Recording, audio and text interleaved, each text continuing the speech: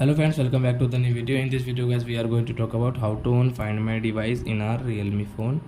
Guys, you want to own your find my device in your Realme phone, so guys you can own it. And guys, now let's see how to on find my device in Realme phone. In this video guys, I am going to show you. So before starting video friends, I want to tell you, if you're new in my channel and you're watching my video first time, so first of all go and subscribe my channel, click the bell icon and like my video.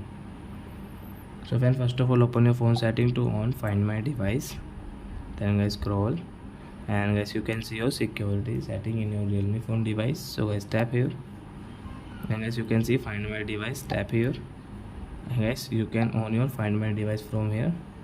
And guys you have lost your phone, so guys you can track your phone if your find my device is on. So I hope friends you have understood how to on find my device in Realme phone. So that's it guys, thanks for watching. Now we will meet on next video with new topic. Before going, please go and like my video, subscribe my channel. Bye bye friends.